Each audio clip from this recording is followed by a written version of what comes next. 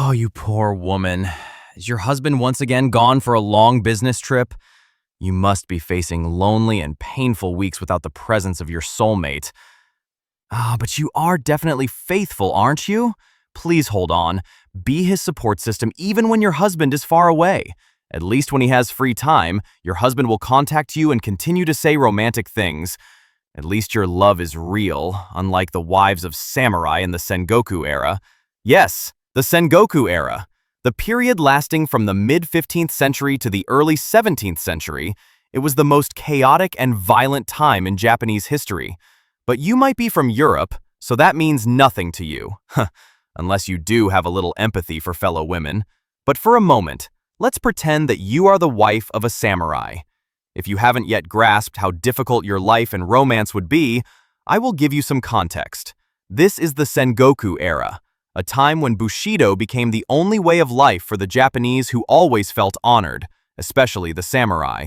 Bushido for this, Bushido for that, and it's no longer strange that the samurai applied Bushido in endless battles. Your husband, who always holds a katana sword, works under the auspices of politicians, who are none other than ambitious daimyo. Amazing, isn't it? Your strong husband is essentially just a political tool. Wars are everywhere. People are killed by your husband's hand because of the greed of people who want power. But here's the thing. Amidst the chaos of swords and fire, there is a figure whose role is often forgotten, yet crucial. You, the samurai wife.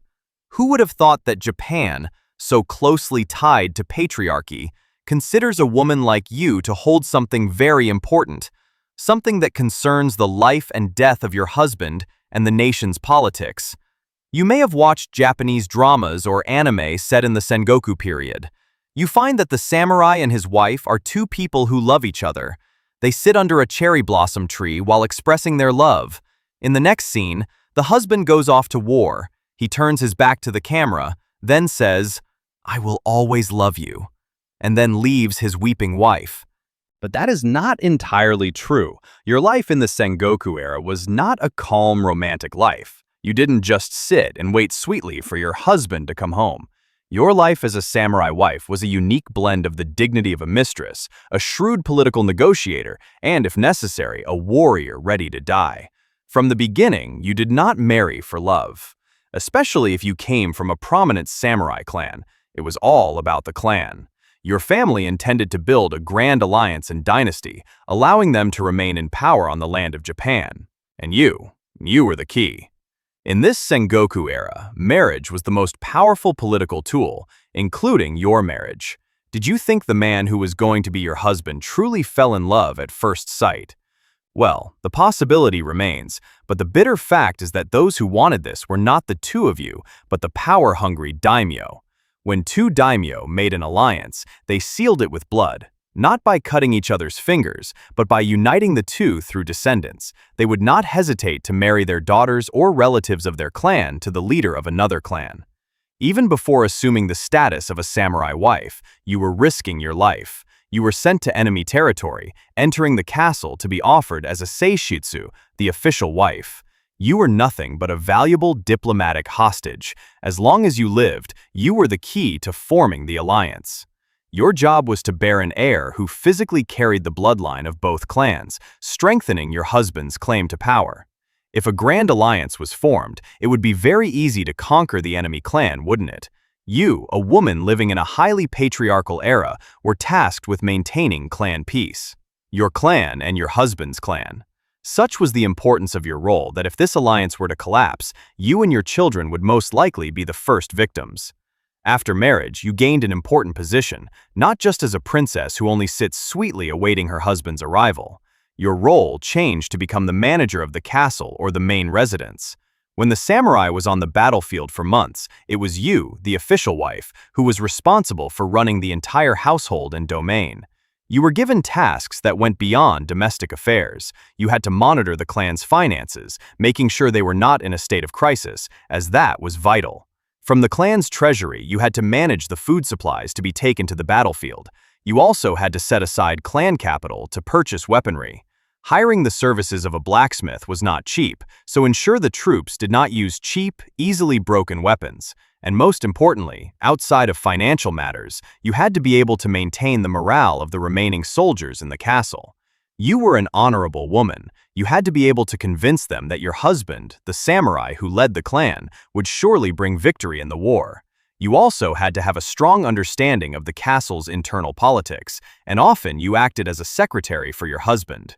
You, a woman forced to become a wife for the sake of clan peace, sometimes had to find who the traitor was inside the castle. When a letter arrived from the battlefield, you who read it had to compose a wise response, as it would influence how your man acted. Behind every great man, there is always a wife who is supportive.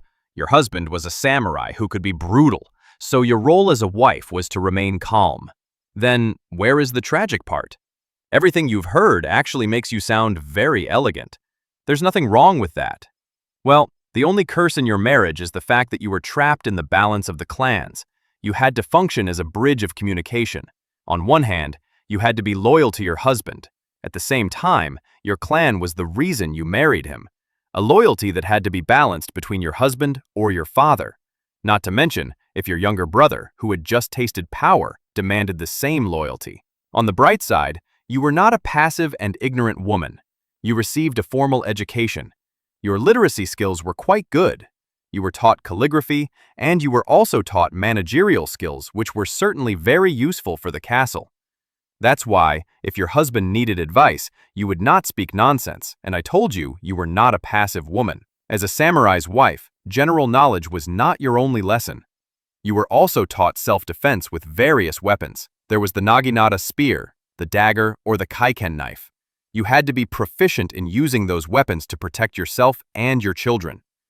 The reason is simple. This was warfare, and the enemy could reach the castle. In the Sengoku era, the castle was always at risk of being sieged. If the last stronghold fell, the duty of the samurai wife was not to flee, but to make a terrifying choice. Protect the clan's honor. That's right. This meant you had to be ready to fight the enemy to the last drop of blood to buy time for your children to escape. Or, more commonly, if your enemy was a despicable man, you needed to perform a ritual suicide to avoid capture and humiliation. Until the last point, the clan's honor must not be stained. The good news is, time keeps moving. The Sengoku era would soon end, and a major overhaul in the social order would occur. Tokugawa Ieyasu took office as shogun, and your role as a wife in a castle began to change. If at the beginning of the Sengoku era, your husband was an ordinary ranking samurai, you as the wife had more freedom in marriage and even some inheritance rights. But as the shogun's power strengthened at the end of the 16th century, that freedom diminished. Japan was a country with high patriarchy, and unfortunately, it became even more patriarchal when Tokugawa was in power. At the end of this era, a very long peace occurred, so much so that you found it hard to believe, but at the same time, your role as a wife in the political world was no longer needed. You were no longer a political hostage. You were no longer a manager in the castle because the war was over. No more martial arts training.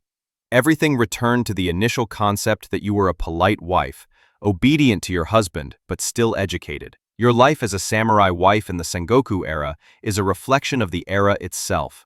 Full of uncertainty, high risk, and demanding great strength. You were an unsung hero without a sword, whose dignity and sacrifice became the pillars behind the power of the great clans. In some aspects, perhaps being a samurai wife was not a bad thing, but after you think about it for a moment, it seems your suffering as a wife in the modern era is only the possibility that your husband brought home too little money after his business trip.